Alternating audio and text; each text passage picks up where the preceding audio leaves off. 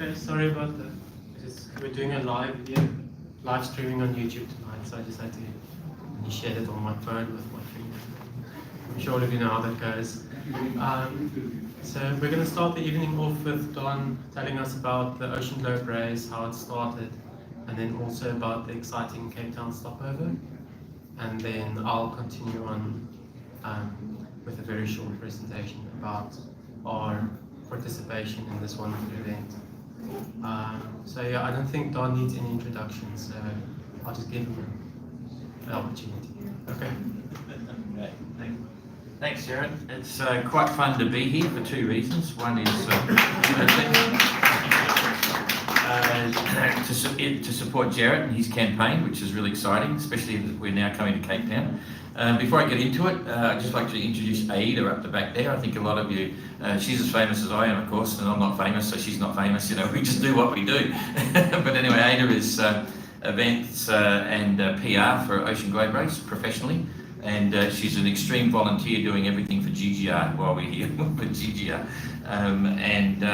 You know, it's been fun bringing the boats in, but we're here to talk about OGR for now. It took a while to organise the Cape Town stopover, as that's true for all our event stopover ports. We're now starting somewhere in Europe. We don't have a destination yet for start and finish port, but we're hoping to in the next couple of weeks. We've got 6 ports that are currently we're working with to try and decide, and we want to make that announcement as soon as we can, but I can't do it today. We are absolutely coming to Cape Town. We'll be at the V&A waterfront, and then we move through to Auckland in New Zealand, which is fantastic news as well. And then we go around to Punta del Este in Uruguay, and that meets one of our original goals to have historically significant route, and it follows with the whole concept of celebrating the 50th anniversary of the Whitbread race, you know, and sort of follow a traditional, genuine course. So I'll get straight into it. I'm not sure how much of the Ocean Globe race that people know, but it's my background is one of trying to do lots of things and actually achieving a few little things, but I actually tried to do 3 Whitbread campaigns. I followed all the Whitbread races, and my first attempt was, or 3. One was when I was finished the, in fact, after the 1988 Round Australia race. Sir Peter Blake was an entrant in that race. He's a great name in the history of the Whitbread race. And he signed on with a boat called Steinlager 1, which was a trimaran. He won the race in '88. It was all the way around Australia, two-handed division. And we became quite good friends. He taught me a lot about many things, and I really had a passion to do a Whitbread race, even though I was already involved trying to do my first solo BOC challenge. So he helped me to get a campaign up. It didn't succeed. That was in '89. Anyway, we then tried again when I was living in a hut in Antarctica in complete isolation, chained to rocks in the windiest place in Antarctica. I made an offer to buy one of the Volvo or Whitbread 60s at the time. Didn't work. I offered them the asking price, but someone else bought it for me. It was going to be a youth campaign, and then the final one was, or the third one, not in sequence, was after I finished my solo circumnavigation. I was offered a skipper's position for a very fancy campaign in Australia with John Bertrand was our coach, and Hugh Trahan was going to be my navigator, and we only raised 2/3 of the budget, so it was cancelled. So you all know about the GGR, hopefully, the Golden Globe race. When we were doing that, I said, come up with the idea, if the Golden Globe race was successful, we would then hold a similar type of event called the Ocean Globe race, celebrating the 50th anniversary, and it's a retro race. So I'll start, that's a bit of a quick intro. It's a retro race, it's fully crewed, and it's around the world. That's pretty simple to understand. Here's a short video, 2 minutes, of what they're both about. These 2 races have their origins etched in the history of the great clipper ships of the last century. And when Sir Robin Knox Johnson won the inaugural Golden Globe race in 1969 to become the first person to sail solo non-stop around the world, it inspired nations of sailors to follow his historic achievement. In 1973, the Whitbread Round the World race was born. and it soon became the race that amateurs and professional crews alike.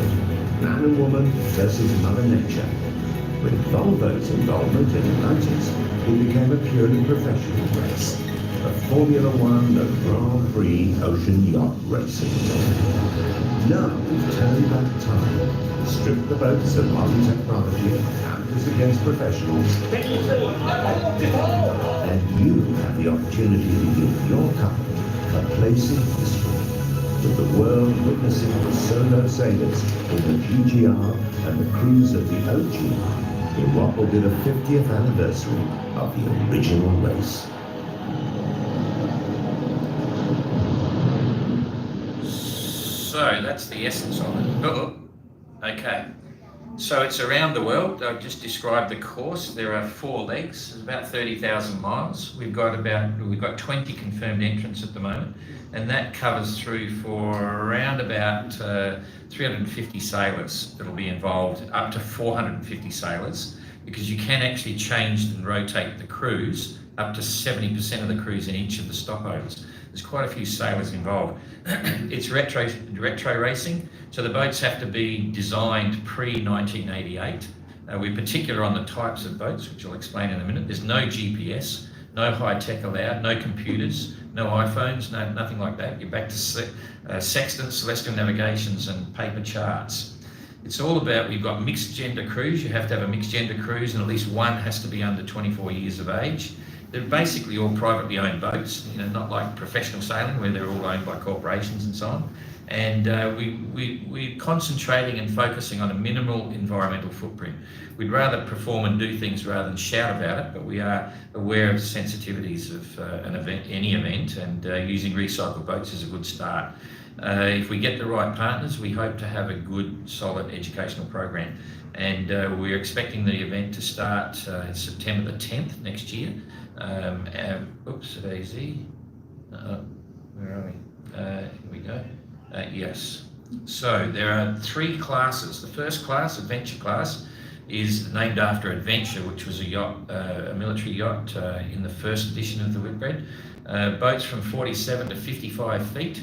And the yacht's similar to what we used back then in 73. So Nauta Swan type boats. There's Baltics, you can have Grand Soleils, all sorts, but that's sort of heavy displacement, really solid boats from that era. Cellular class is boats from 40, hang on a sec, cellular class, this is wrong. It's boats 55 feet to 65 feet. Okay, don't read the sign. 55 to 65, so Swan 65s, Swan 59s, Baltic 51s and 55s, that's the nature of sailor class. And flyer class is any yacht which has previously raced in one of the first 3 Whitbread races. Okay, so Penjuic 6 is there, Spirit Equip, which actually was a winner of one Whitbread, and various others, which we'll explain in a minute. But if you've sailed, if that boat has sailed previously in one of the first 3 Whitbreads, there you are. There's a lot of history tied up there. That particular one translated is the first boat that was skippered by a female in the Whitbread race, which was Claire Francis, so ADC Acrotat. So this is a quick rundown. We're basically running 7 entrants in each class at the moment, so about 21. One of those, maybe 2, we're expecting to drop out in the next few months, but we've got some others that are signing on as well, so we're confident of a sizable fleet coming into Cape Town. That's Penjuic 6 there, Eric Taverley's famous vessel, which is now being sailed by Marie, his daughter, and she's quite a sailor. It's going to be quite amazing, that whole storyline. Now I'm just going to quickly run through the boats themselves. At the moment in the Golden Globe race, Tapio Lethenton is sailing a yacht called Asteria, and he competed in the 2018 GGR. He's now running this, but got a lot of barnacles, was the last finisher, 312 days or something like that, a huge amount of time. He's now into the same boat again. He doesn't have barnacles this time. He's racing. He's currently running 2nd in the GGR. This is his OGR boat. It's a Swan 55, beautiful yawl, and he has a very young crew from Finland, and it's now being on final preparation. He's been working that up for the last 2 years. So when he steps off the GGR, He will, when the GTR is finished, just a couple of months later, he'll be skippering this boat around the world in the OGR. So quite interesting story. Yeah, glutton for punishment. He actually was an entrant in the, I've got to get this right now, he was an entrant in the 89 Whitbread race as a young 21-year-old watch leader in a boat called Scottbank, Finland, which was a Baltic 51. And he often used to refer to that during the last GTR. And when he finished the GTR, he found about this, and he bought Galliana just weeks later to enter the race. So another Swan 55 yawl, Nakamal, Arnaud Lizot, French entrant. So they've got two sister ships basically, which is a lot of fun. He was also an entrant in the previous Whitbread race. He sailed on Penduic 3, I think it was. I've got to get the numbers right here, but he was a young sailor sailing on one of the previous Penduics, and now he's reliving his dream as well with his own boat and doing the whole thing again. Adventure class, we've got Era, Swan 51, Sebastian Geiling. He sails a lot back and forth to the Caribbean, with various paying crew on board. Great boat, great sailor, great fun. This guy's a lot of fun, so he's in adventure class. Then this is a good one, Outlaw and Baltic 55, that was actually done and sailed in the Whitbread race, but it was a later edition, so he couldn't enter flyer class, right? We only allow the first 3. So he's put the same boat in as adventure class. This will be a hot boat. This will be the boat to beat. Sorry to say that, Gerrit. Because it will rate very well. It's an interesting build. They got a pretty cool crew. The story with the skipper, Campbell, I was in Adelaide doing a presentation about the race, and he grabbed me. I'd never met him before. Grabbed me on the marina and said, "Oh, I really want a crew for the Whitbread." And I said, "Well, what do you do?" And he said he did the Clipper race with Sir Robin, paying crew. You probably all know about that.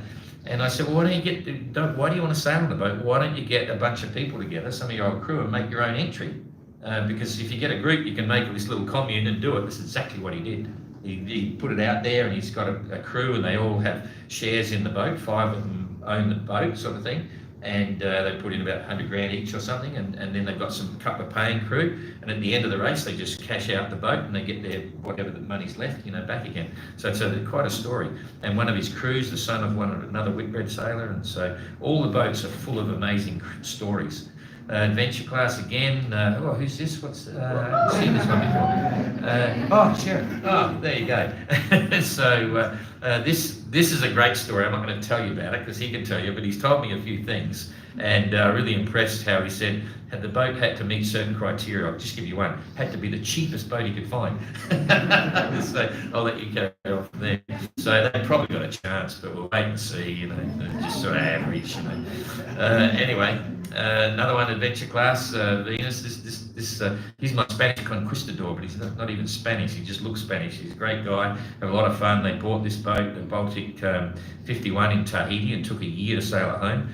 It was like hard work. They were having so much fun. It was ridiculous. And they've done lots of little videos now and the whole thing. They're struggling to find partners and stuff. They're up in Canada, but it's a great story. Very strong environmental theme as well. Still in adventure class, Zombardia, another Swan 51, Anders Hilton, Sweden.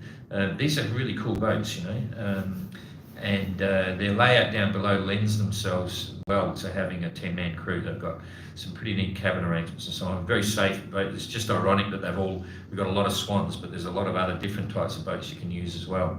Now we're moving to Sayula class. Futuro is a Swan 651.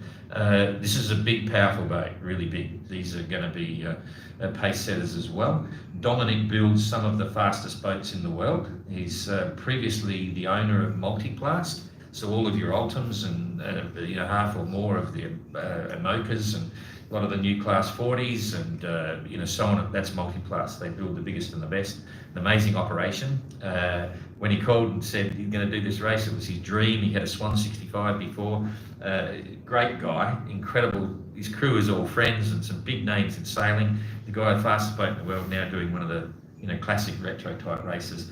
And he's having so much fun. He said, I've got to get rid of the business, so he just sold it. He wants to concentrate on the OGR. It's a true story. Because I asked him when I saw he's selling the business, I thought, wow. I said, that's radical. And he said, you know why? Because I just don't want it there when I'm doing the OGR. So that was an amazing story. Okay, another Swan 59. This is, you've probably heard of the name John Le Cam. Yes, we can, you know, from Amoka fame. This is actually his cruising boat. He's got a Swan 59, and he's lent it to these guys, their whole team, and he's quite a performance sailor. In fact, Jeepers, now I've forgotten his name, the biggest one, Dominic Dubois is really worried about this guy beating him. So we had a good lunch one night, you know, one day. So another good night. And then Fazza Finland is an Whitbread boat, but again, not in the first 3 editions, so it's in Sailor class. And great guys, Juicy is from Finland, and from France, sorry. No, it's French, Finland, yeah. There's a few typos in this. I'll have a word to Lutz, my manager. In fact, I didn't mention our team, but I'll talk about that later. So yeah, another boat with a lot of history, and it'll be fun to watch. So 2 651s, they're going to have a great race as well. Another Italian entry, Canesnes, Guido, and Guido has got another Swan 65. There's a few 65s. They were the benchmark boat back in the day, the first editions of the Whitbread. So Italian entry. White Shadow, a Spanish entry with a French skipper, Jean-Christophe Petit. He's got a really interesting team together as well. They're all contributing. All the crew are paying money to be on the crew, and you know, yeah, quite an amazing story. Now this is an interesting one. Translated 9. If you all know about Google Translate and sort of all those AI type translation things, Translated 9, that's what they do. They're one of the biggest in the business for auto translations. They do everything for the European Parliament, you know, sort of Airbnb and sort of all the big companies, Microsoft, you name it, they have all this stuff. So they've got a big campaign, Swan 65, which was Claire Francis's first boat, ADC Acrotrack, and they've just completely rebuilt it. A lot of amazing people involved. 1,200 people applied to crew on the boat. Okay, the response for some people to get on these boats is phenomenal. I'll just run a short video clip here, which will just give you a bit of an explanation of what they're doing. You got audio? No? At Translated, we do great translations because of humans, not machines. By joining the most adventurous regatta ever made, where no technology is allowed, a regatta you only win because of resilience and determination, we want to prove that if you focus on great human skills, you can achieve anything.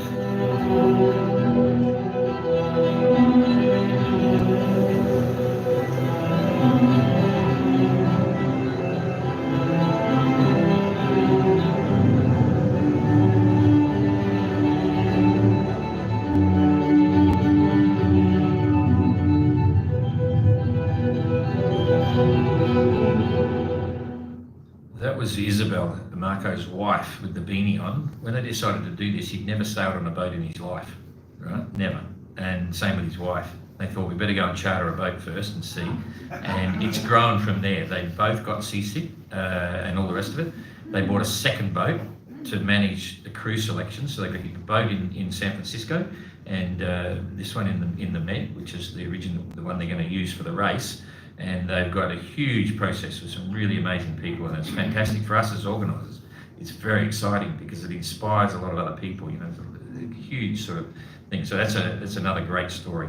Get off of this. Okay, we're in the fly class now. There's a real mixed bag here. Penduic 6, 73 feet, aluminium, sailed by Marie Taverly in France. She's got an amazing program going with this boat continuously, and it's involved with artists and, you know, really sort of colourful people, you know, an expression of the environment and adventure and sort of the oceans and all sorts of things. It's an amazing story. And again, she put out a call for crew and got swamped with hundreds and hundreds of crew. So she's now pretty much on the end of selecting the final crew for the race. The boat's now come out of the water. She's constantly racing it and training with those crews over the last year. And now they're doing a, you know, sort of final stage refit and all that sort of stuff. So, and that'll be an incredible story for 2 reasons. You can't deny the history of the boat, but I've got to say Marie is an amazing sailor in her own right, and she loves the boat and she loves what she's doing, and there's going to be lots of stories there. If you know the history of Penduic and the problems they have with the Iranian keel and losing masts, and never really achieved what Eric Taberley hoped to do, and so this is going to be fun to watch. So then we got Neptune, 60-footer from Tan in French entry. This has got a Whitbread history, obviously, and it's had another midlife rebuild some time ago, and so this is the next big rebuild, bringing it back to life for this voyage around the world.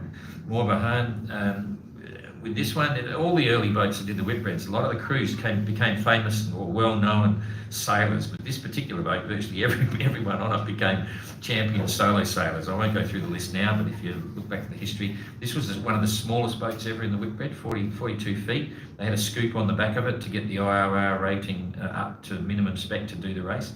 So that's going to be a bit of fun as well. The Spirit Equip, 45 foot, that's not right, it's not 45 feet. Oh boy, I got a word to lips. It's about 57 feet.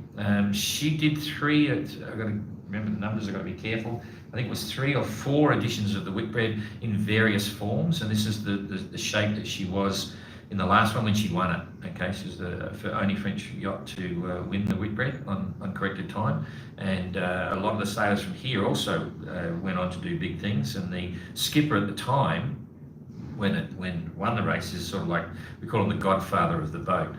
We know Lionel really well. He's from the Sable d'Olonne, where we live now, and where Ada lives. It's our home for the GGR, and yeah, it's going to be fun to watch that one as well. A quick video of them, bring on a bit of the history.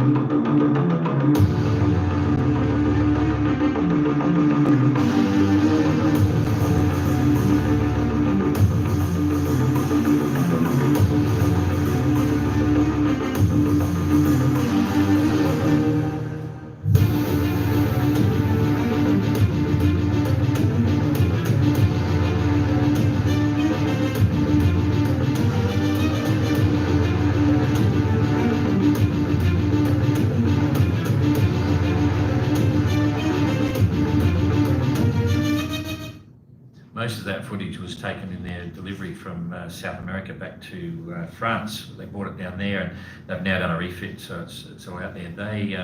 They're racing with 8 crew. It's a big boat with 8 crew, and it's extremely light, this boat, so it's going to give a lot of them a run for their money.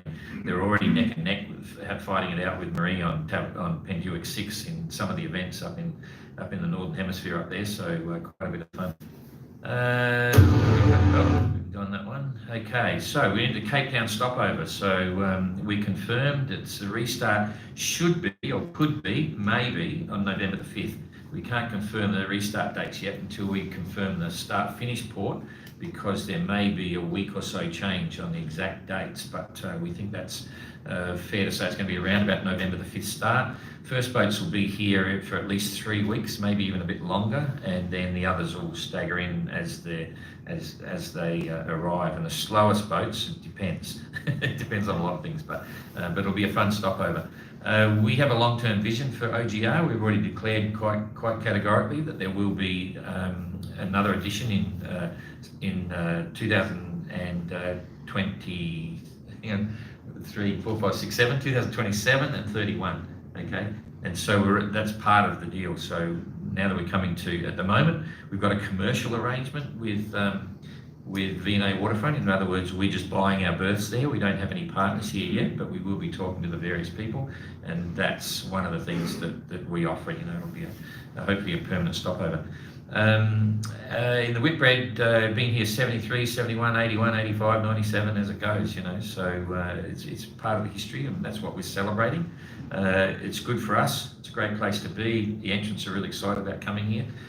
Once we told them, it was fantastic, and we've got a South Australian entry, a South African entry, which is very cool.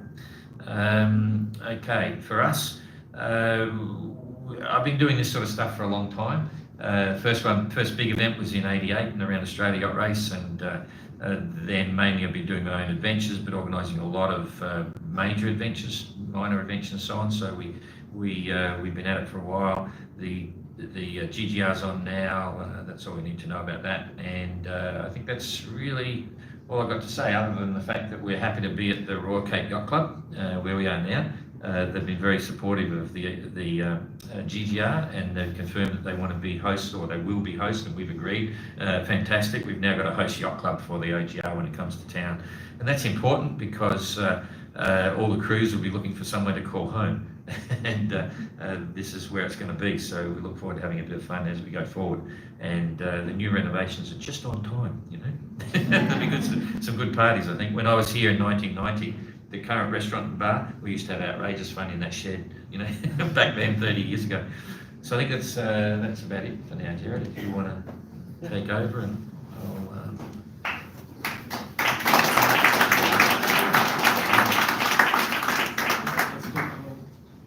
That's it. Yeah. Yep. Okay. Okay, cool. I've got to mention that after my very short presentation, we'll do a quick Q&A with myself and Don, and anybody else that'd like to answer questions on our behalf, if you feel so inclined. So yeah, let me just start my presentation. So some of you may know, some of you may not, that our participation in the Ocean Globe Race really marks the first time there's a truly South African entrant in a round-the-world yacht race, or crewed round-the-world yacht race, in 42 years.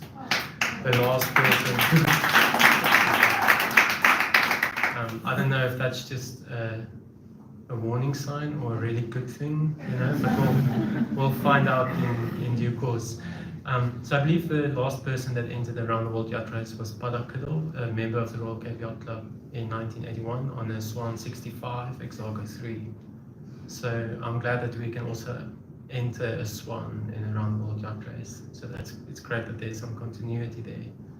And so we've been around operating as Allspice Yachting since 2018.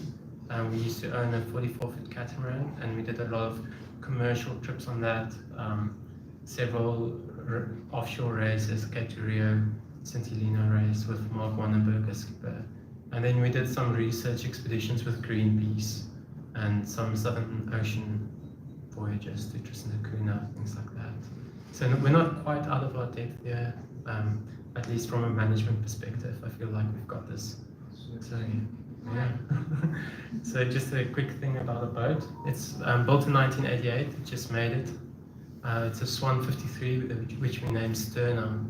So the name actually comes from the Arctic tern, which is, the Latin name is Sterna paradisia. So we've been using the Arctic tern as our logo since 2018, and so this has been a good opportunity to name the boat after our logo. So there's some design particulars about the boat, but I would like to just say something about the boat from a personal perspective. So Don mentioned that we were looking for the cheapest boat we could find. So we entered the Ocean Globe Race December 2019. It's quite a long time ago. And we were just looking for commercial sponsors and thinking of how we're going to do this. But at that time, there was one position available in the Ocean Globe Race. And I sent on an email that said, yes, there's one entry available in the adventure class. I thought, sweet, that's the cheapest one. And I went online onto Yacht World and I started looking for boats. And we had 3 criteria. It had to be the cheapest one, and it had to be the closest to Cape Town. And then we had to believe that we could fix anything on it that was wrong. So we found Sterna in Grenada, which is not that, it's about 5,000-6,000 miles from here, if I have to guess. And it spent about 20 years in the Caribbean. It was fairly neglected, but luckily Mark felt up for the challenge. So this was peak lockdown, so we bought the boat sight unseen with a very dodgy pre-purchase survey. It's always a good thing. I would not recommend it. And then, or I would actually. And then, yeah, so with the South African passport, we weren't allowed to fly to Grenada. So we had a boat in the Caribbean, but no way to get to the boat. But the boat was in our name. So Mark hopped on a FAR 39 here at the Royal Cape and sailed to Grenada. Took 2 months to get there. Hopped on the boat, did some minor repairs, and sailed the boat back to Cape Town for us. I believe he was passing Tristan when the lockdown lifted, and I was able to fly there, but there's no airport at Tristan, so that didn't quite work out. So the boat did very well. It did exceptionally well. For a boat that didn't see much maintenance over 2 decades, only the water pump and the engine failed. So we were very glad about that. And in the meantime, we've done an exceptional amount of work on the boat. We've rebuilt the rig completely with Warren. He's sitting here somewhere hiding. And so we've converted the rig from in-mast furling to slab reefing, beefing up the section significantly. Warren tells me we lost 200 kilograms out of the mast. And if you look at the foot of the mast, you can see it's an incredibly substantial section. I think if we lose that mast, we did something really stupid. I'll put that on the books. So then we took the hydraulic outhaul out of the boom, which was about 50 kgs, got that out, added some hay racks, completely new Nitronic 50 rigging, so the rig is bulletproof. We're having a mainsail built here in Cape Town, which is 100% ready for the Southern Ocean. We rebuilt the boat, or the engine completely with the help of Chantal, who's also sitting there. So we spent, I won't say how much, but we spent quite a lot of money on the engine. And so the engine's running beautifully now. And yeah, so basically just knocking out all the big things, servicing all the hydraulics. We're busy building watertight bulkheads throughout the boat. We've got a watertight crash bulkhead, we're adding a watertight bulkhead behind the forepeak and a watertight bulkhead in front of the rudder. We rebuilt the rudder completely in June, cut it open, gutted it, filled it with expanding epoxy foam, glossed it shut. It works. So I really think that we've got a bulletproof boat for this race.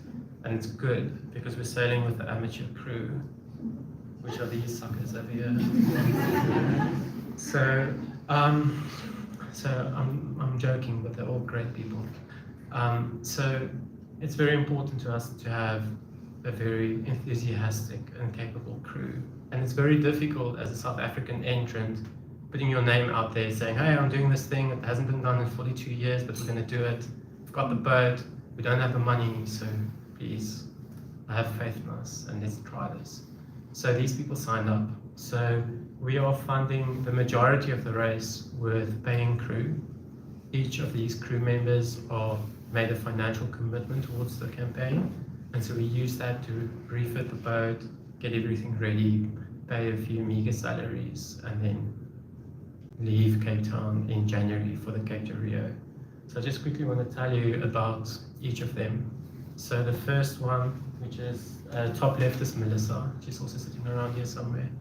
Melissa sent me a message a few months ago saying that she's interested, but she's not convinced. So we had coffee in Strand. I spoke to her for a while. And I convinced her to join us on a 2-week sail in June. So June is not a great time to come sailing in Cape Town.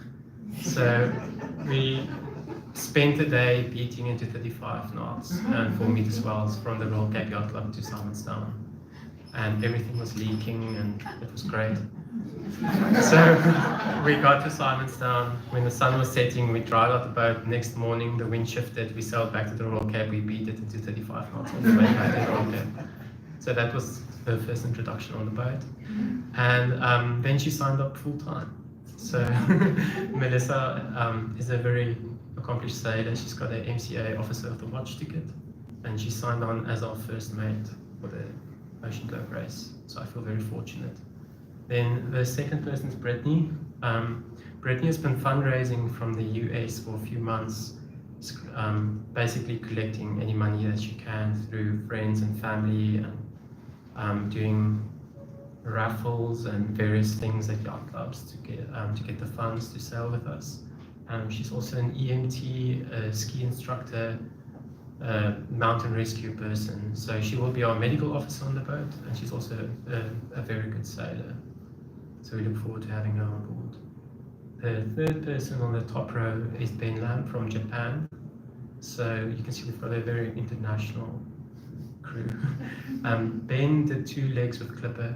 He sailed from, I believe, from Hong Kong to somewhere on the west coast. I won't say. And then he also did a leg from America to the UK with the Clipper race. And so besides for that, he's been sailing in the Pacific a lot, and he's done a number of offshore races from the Hong Kong Yacht Club where he's based. And then you can see myself there in the bottom left, which I'll skip. And then the middle bottom is Justin. Justin's also from the US. He's a real estate agent, or a realtor, I should say.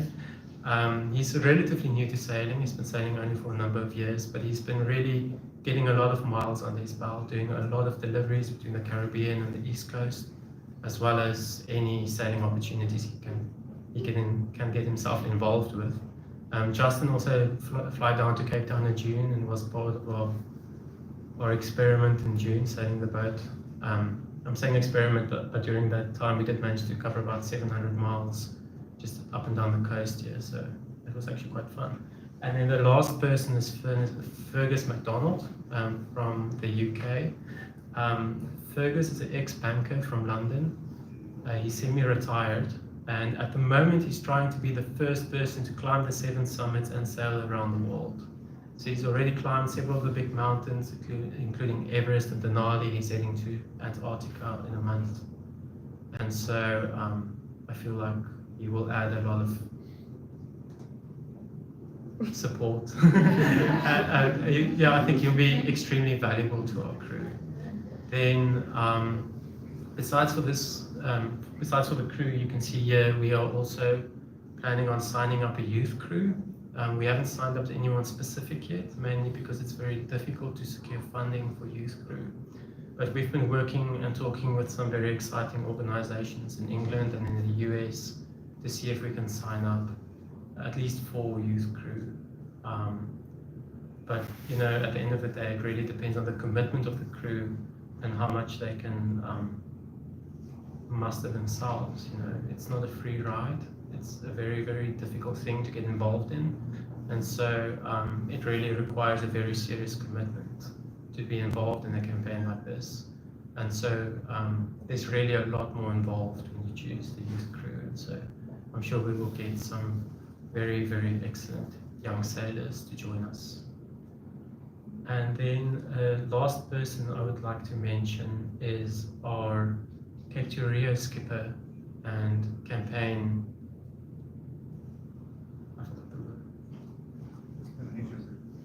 Yeah, what?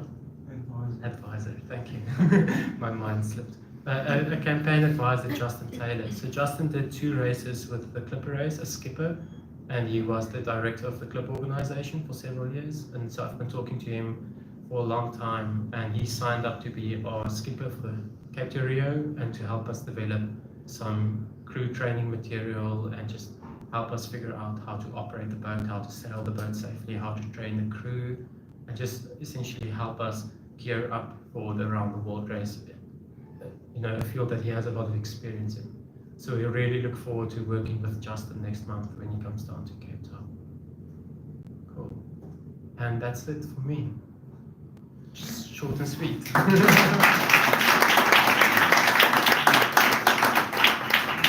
So, sorry, that might have been me. So I think right now we can do a short Q&A.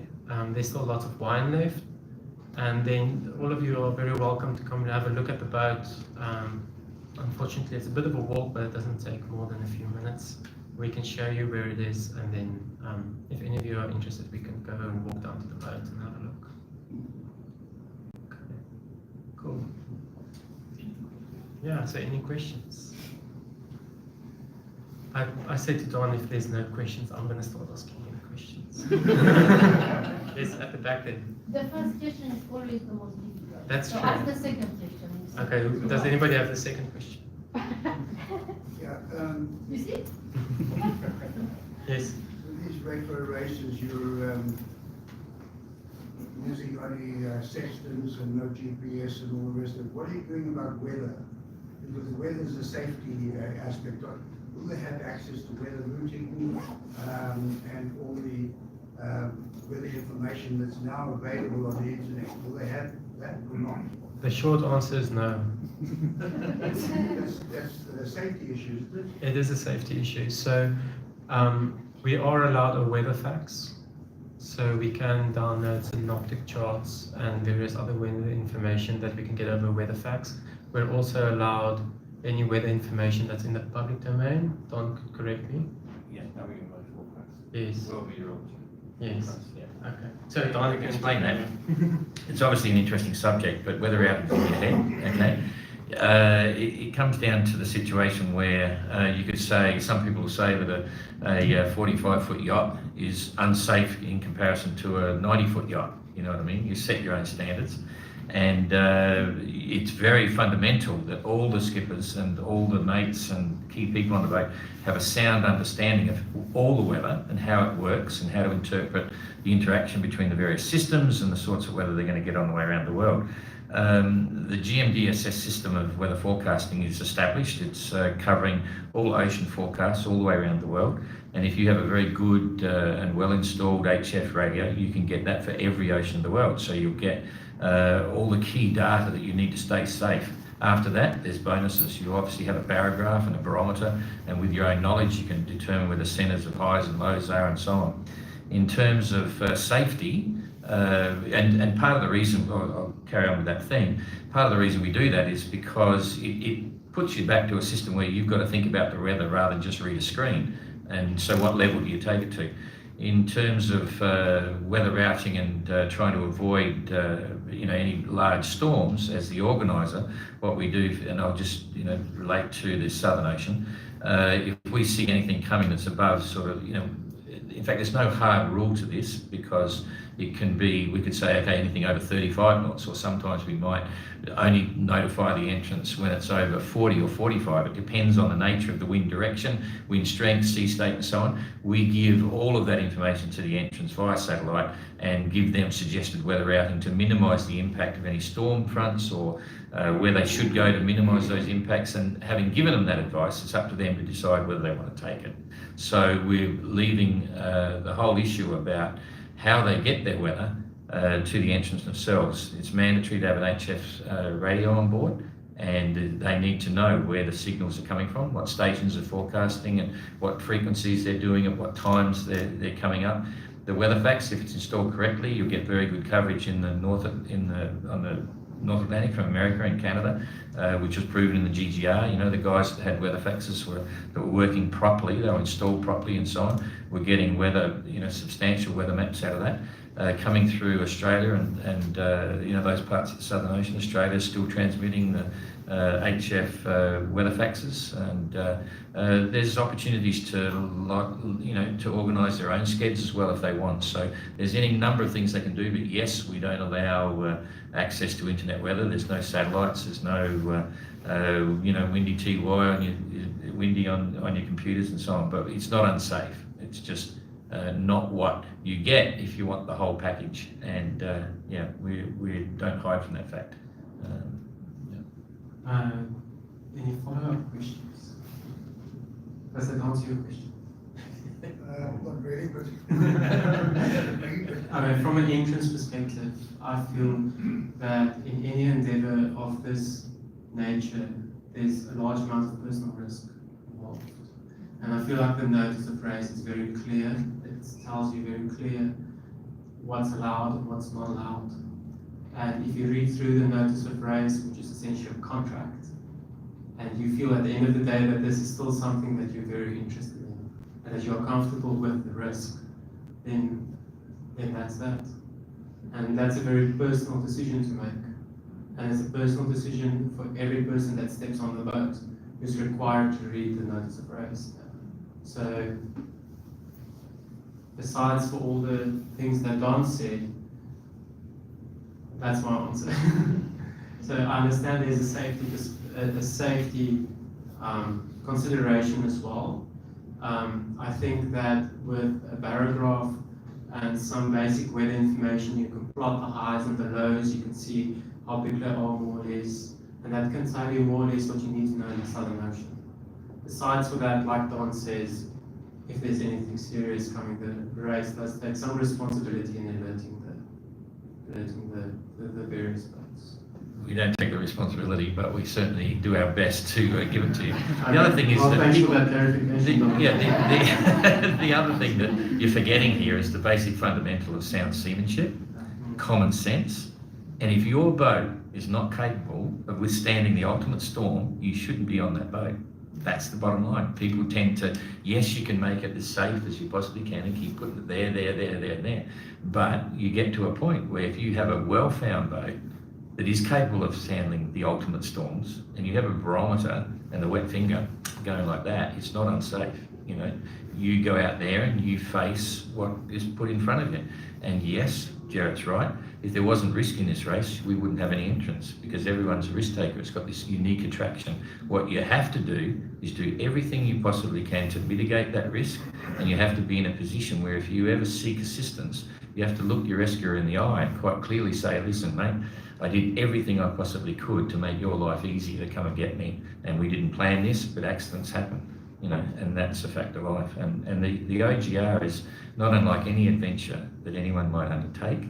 And it is a very individual choice on doing that, but that's what life is made of. You know, sometimes putting yourself out there and testing yourself and coping with things is part of the magic of living. You know? Yeah, I agree. I just wanted to maybe add some local perspective from Cape Town. I think living in Cape Town already has some of its risks. I drive every day the M2 between Strand and Cape Town, and the number of accidents I see every day, I would much rather be in the Southern Ocean. So, frankly, I'd rather be on a 53-foot Swan than in the Yachts with 3-day backs. Yeah, okay. Any other questions? You have an age restriction for your crew? Excuse me? You have an age Yes, so we don't have a maximum age restriction that we take on an individual basis or consider on an individual basis, but we are still looking for a youth crew, so the minimum age I believe is 18. No, 24. The maximum age for youth. Oh, minimum age, yes. Minimum age I think is 18? Yeah. Yes, at the back. And how many are you planning to end up with? Because 600 some youth. Yeah, we're planning on sailing with a total of 8 crew, 18 total. including the skipper. That might increase. It's something we have to juggle with the finances, but we're aiming for 8. Is it similar from the organizer side, safety, like the GGR sat phones that the contestants or the competitors are only allowed to speak to race control trackers, satellite trackers, and that's also in the OGR? Yeah, it's pretty much the same. There's a couple of differences when you're fully crewed, but all the boats will have trackers on them. All the boats will be making weekly satellite phone calls, which are recorded to go up. They can use the satellite phone for any calls to the OGR race control at any time. They're obviously a distress situation as well. They can use their satellite phones. They have a minimum of 2, and they have a minimum of 2 trackers, which are also satellite texting units. And then it's everything on the HF radio is free. They can use that for whatever purposes they want. But yeah, you can't use satellite comms to contact family and friends and support crew and things like that. You can use your HF radio for that. So, and then on the safety side, we've got world's best practice on everything for safety.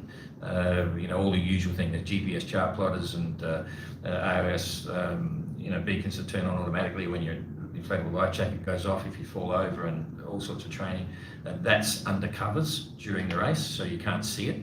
But all it takes is to lift the cover and alarms will go off. There's 2 people on board that can lift the cover. It's got a keypad to deactivate the alarm, and they're called the MOB men. They get to secretly look at the GPS chart plotter every day, make sure it's working. And at any time, if the navigator, for instance, decides that he's in a precarious situation, he's unsure of position, and risk is suggesting they need to know exactly where they are on the chart plotter, then the MOB men can open the unit, just lift the cover up, and then it takes a few seconds, boom, boom, boom, lift it up. And the navigator, the official navigator, can look at that. They've just got to log the fact that they needed to look at the chart plotter when they started looking, when they shut it down, and we assess that whether it needs a time penalty, if it gave them any competitive advantage, or whether it was just for safety. And even then, if it is just for safety, they still may get a penalty because they may have been taking unnecessary risk to get them into that position in the first place. They may have been coming too close to something or whatever. So we have all sorts of controls to allow all the world's best safety gear and training that's there, but it all gets hidden away during the course of the race. Next question people ask, well, how are you going to stop people from cheating? Well, you can't. But if you've got a 10-man crew or 8-man crew, then there's a lot of honour involved with that. And we're very confident that anyone that's making the effort to be involved with the GGR, with the OGR, they're not going to be interested in cheating because it kills the effort. What's the point, So we're confident that system of the navigators still out there using a sextant and charts is going to work. It'll be a lot of fun, and they enjoy it. Everyone that is into it, there's a lot of satisfaction with doing all your celestial calculations and getting back to paper charts and having to think about the weather without getting all the latest information. It's one of the best parts for Kirsten in the GGR. She's just loving the idea of just switching off and just absorbing and being aware of what's going on with basic information, getting back to the roots of sailing and not just looking at screens, so it's an interesting story. Being a retro race and in the spirit of a retro race, where do you draw the line of what modern technology in terms of equipment we can use, like high-tech lines or low friction rigs or these things? Yeah, originally we started off, well, certainly it's got to be Dacron sails. It's got to be woven cloth, made from real rolls of cloth for making a sails, no laminate sails and things like that. And then lines, we didn't want to have any high-tech lines, but there were some interesting challenges with that. Some of the bigger boats, like the 651s, when they refitted and wanted to put self-tailing winches on, the size of the Dacron line they wouldn't fit into the self-tailers. So it started off that we had representation on using high-tech lines for runners and high load ropes, and we said, yeah, okay. And then in the end, when the sheets became a bit of an issue as well, we've now conceded that it's common sense to allow high-tech lines.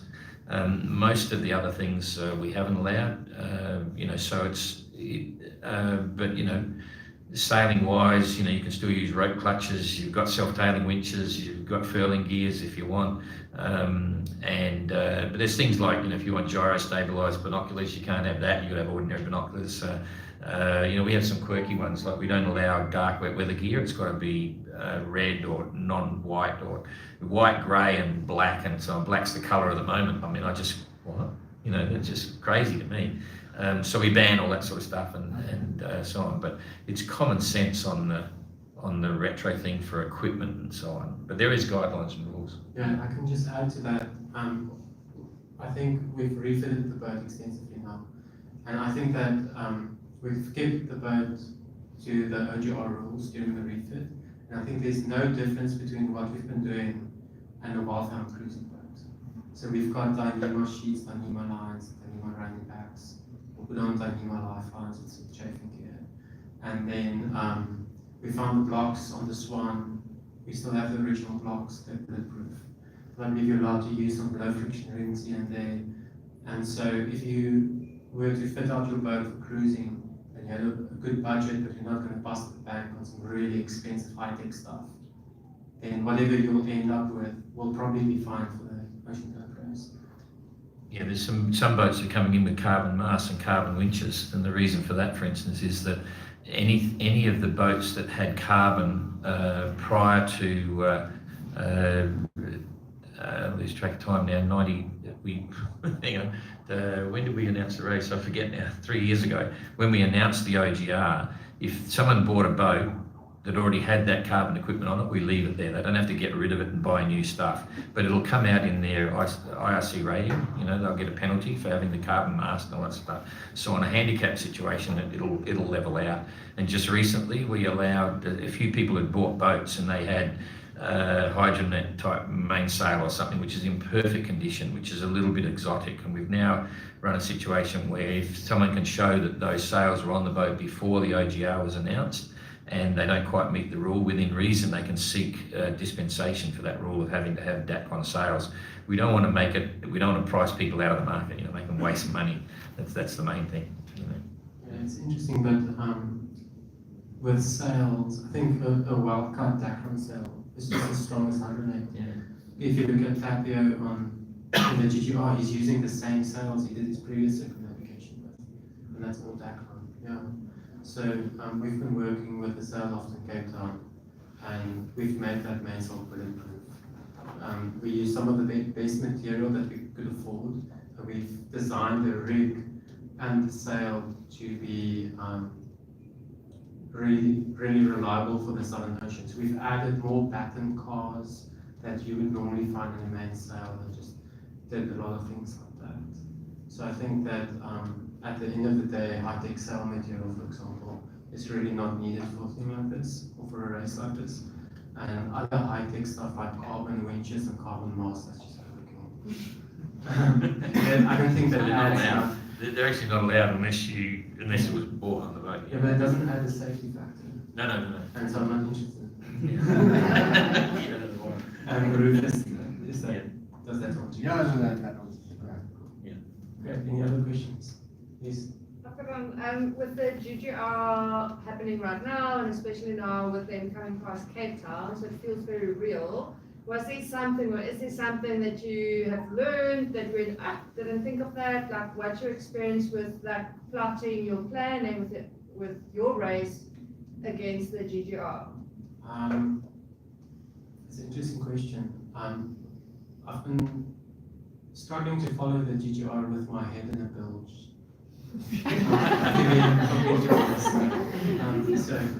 Anti-fouling. So I've followed the 2018 GGR very closely, and I read up extensively about that. And so I feel with the 2022 GGR, there's not that many surprises yet, except for the weather. If you look at the barnacle issues that the boats are having, I feel like the answer was there before. And at the end of the day, you have to make personal decisions about just the choices you make. Yeah, to put a few things into context, I've spent over 3.5 years living in the Southern Ocean, and I've done 21 seasons in Antarctica, many voyages back and forwards, involved with lots of interesting scientific analysis of weather and so on, and there's no doubt in my mind that in the last 20-25 years, the conditions in the Southern Ocean are changing, and what we're seeing right now is very intriguing, because there is a massive weather vortex over the top of Antarctica this year that scientists are all talking about. And the simple explanation is that this vortex for the next 2 months, or carrying on for another 2 months right now, is pulling all of the low pressure systems closer to the Antarctic coast. And I'm watching our exclusion zones at the moment in the GGR, and there's no real roaring 40s there, and it's been like that for weeks, and it's because the low pressure systems are holding down in the Southern Ocean, and I'm thinking it's going to cause some interesting stuff with the GGR right now. And generally, the weather changes, this is what the science guys are talking about, and I've been very involved with them, is that wind strengths are increasing in the Southern Ocean, and some of the storms in the transition seasons of spring and autumn are getting a lot more nasty. That's generally, it's getting windier. And I'm pretty surprised with what we're seeing in the South Atlantic at the moment on this season. It's quite surprising. Sorry, I digress. Just to clarify, I think what I learned in 2022 is it is reaffirming some of the observations from 2018. So I think it was difficult to get a clear idea of what worked, what didn't work from 2018, because you only have a single data point. But with the 2022 race now, we're seeing similar patterns emerge, and I think we can learn a lot from that. I hope that answers the question. That's very broad. Cool. Any other questions as well? Yes. There's been some criticism about the gates of bringing the boats into here with the GGR and the exclusion zones. What are you doing about exclusion zones in the OGR? It's basically the same as what you're seeing in the GGR. Wow. Yeah, it's pretty. There's a reason for that. I've been involved with Rescue Coordination Centre in Australia, the MRCC, for many years, going right back to the 80s, and for lots of things we do. And when it comes to events, they don't want to see you go too far south. In fact, they don't stipulate you have to do it, but they give recommendations as well. So it started off as being called like an ice limit thing. It's not. It's got to do with making sure the boats don't go too far south. So if they do need assistance, then those that are assisting you do not, well, have a realistic expectation of being able to get there. And our exclusion zones in some parts are deeper than the Vendée Globe. So, you know, we're lower than the Vendée Globe. So it's a bit of common sense, and I'm not too perturbed about that. In terms of the gates are there. Everyone thinks the gates are there for our sponsors so we can make money and all that sort of stuff for the GGR. It's not. We don't make any money at all. We put money in, our personal money. We believe in the GGR. It's there for a couple of reasons. One of them is that yes, we can get footage off the boats. In 2018, there was a real strong undercurrent for people wanting to get more information off the boats, and that was one consideration. The next one is that we're celebrating the history of Bernard Matessia in this edition of the race.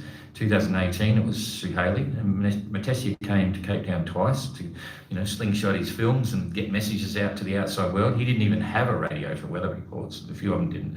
So that's part of the history, and trying to get the message out was big in 1968. Robert Knox Johnson did the same thing. He sailed up to Melbourne to get message across to pilot boats there. Stopped in Bluff in New Zealand to meet up with a guy to get messages. Couldn't get him. Went up to Dunedin, anchored, dragged the anchor, ended up on the beach. Had to get overboard and push himself off. Then waited until his journalist friend came up. The organisers had changed the rules and he wasn't able to give him the letters, so he had to sit there and open the letters and read them one at a time for Robin. That was the rule. So we and Trinidad. So that's the idea now. So Cape Town is a regular feature. Every GGR going forward, there'll be a film drop here. We call them film drops, but it also it'll be Hobart. Matessia called into Hobart, waited for a fishing boat for quite some time. Got the message to the fishing boat. Went to the Royal Yacht Club in Tasmania. They've still got a copy of the letter, and so it goes on. And that's part of the reason we do the film drops. The other part, of course, is the people. You know, you get to interact with them, you get to do the Facebook Lives, it makes it all seem very real. It's good for the followers, and that's a good thing for us for the event, not because of sponsors, but we do the event because we want to inspire people, get them out and realise the positive values of adventure and all sorts of different reasons. So we stand by that. People sign on to the event, they know what they're up for, and I don't mind people not liking something that they're doing in the race. If you're in the Figaro race and you've got to go through these rocks with all these currents, you think, geez, I hate that bit. It's the pits. And you carry on and do the event. So it's fine not to like it, but I find it interesting when people complain about it when they've joined the race, you know, or joined the adventure or what do you want to do. So, you know, it's a very interesting subject, but film gates are here to stay. Yeah, I also think with the OGR it's completely different. It's a stopover, not a film drop. So it makes sense to come into port. Also, I think the risks associated with navigating close to land is less if you have a crew on board than if you're a solo sailor, depending on the wind vane. So I feel like one of the reasons I joined the OGR is because there's stops. I think it adds a whole dynamic to the adventure that you don't get with the GGR. And so yeah, I think that there's less risks coming into Cape Town with the OGR, and I think it's a very important aspect of the race. Yeah, I put it down to challenges. There's challenges getting into Cape Town anytime, you know, and that's part of the fun, you know. So, and yeah, there is one film drop in the OGR, which is a lot of fun. Exactly the same where we were in Lanzarote in the Canaries. Is what that does again is it's going to be a lot of fun. It's a benchmark, you know, people can see who's performing after the start. And when you're fully crewed, you shouldn't run up on the beach, and it's great fun. We'll get some good lives going there and interact, and I can guarantee you'll love it. And the other interesting thing, without exception, in 2018, 2/3 of the fleet hated the idea of going to Hobart. Every boat that left Hobart absolutely loved Hobart. Okay, that's one example. Second example, Kirsten was questioning, you know, it's going to be hard getting any of this, that, and other. I can assure you, she really liked coming into Cape Town, and I'm sure that all the majority of GGR entrants will like the idea of Hobart. You know, so, but it is what you make of it. Yeah. Yes, follow-up question.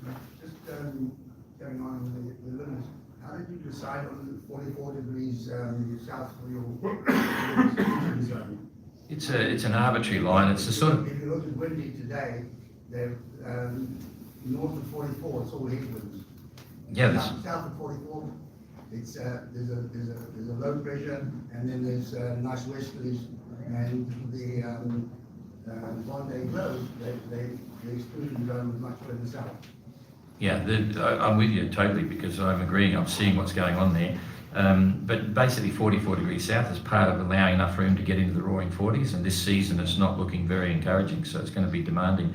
But the arbitrary limit that we chose is partly in consultation with the Rescue Coordination Centre in Australia. They said they gave us a guideline of what they prefer, and it's in their hard documents. You can get online and you'll see for race organisers, they give you a big list of things they like to see. They don't demand it, but nonetheless we like to keep the Rescue Coordination Centres happy as well. But Australia's not involved with Cahoon and around that area. No, but it's an arbitrary line, you know, it's from midway across they're actually, you know, Reunion takes on that bit, but you can rest assured, you know, it's all the same sort of similar concept. They all work in cahoots, and The French Navy came out from Cahoon for the one-day glow. yeah, absolutely. Yeah, no, that's their area of responsibility. They've got Reunion, the French are there, and this, that, and the other. But we work very closely with Grisnez in France, and they're our you know, sort of premier rescue coordination centre, and no one's complaining for us to be at those limits. You know, that's where it's at. So, yeah. Personally, I'm very grateful that there's some limits in the OGR as well. It's great for insurance purposes. Which Don and I discovered recently while having coffee at the club. Tell me that after you've been beating to windward for 20 days. No, I won't be talking then. You won't find It's me. just part of the challenge. Yes. Yeah, cool. Any other questions? Well, if you have a question, please feel free to come up and talk to us. I think right now we can all have another glass of wine, and if you're interested, then feel free to walk down the boat. It's open, so you can just let yourself in and have a look inside. Thank you. Okay, thanks for your patience, and thank you very much for coming.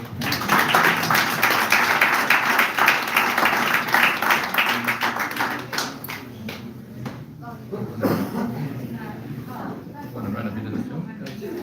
If they want to. No, you don't have to. You don't have to.